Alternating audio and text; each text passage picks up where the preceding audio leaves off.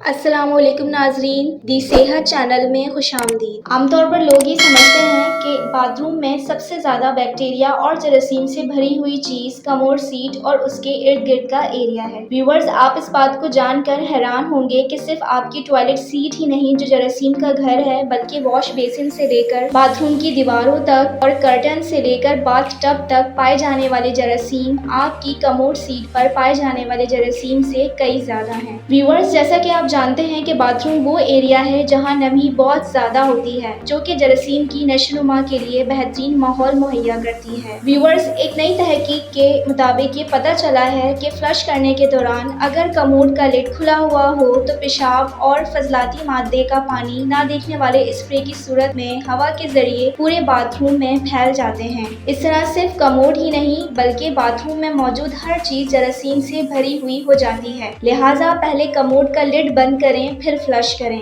اس کے علاوہ bath room کی صفائی کا خاص خیال رکھیں، جیسے کہ دیواروں کو روزانہ دھوئیں، شاور کرٹنز کو ہفتے میں ایک بار لازمی ڈٹرجنٹ سے دھوئیں اور اس کو مکمل طور پر سکھا کر باتھ روم میں ٹانگیں۔ واش بیسن، دروازہ اور باتھ ٹب کو بھی روزانہ دھو کر صاف ستھرا رکھیں۔ ویورز، مجھے امید ہے کہ آپ کو ہماری ویڈیو پسند آئی ہوگی۔ لائک ضرور دیجیے اور اپنی فیملی اور فرینڈز کے ساتھ ضرور شیئر کر دیجیے گا۔ اللہ حافظ۔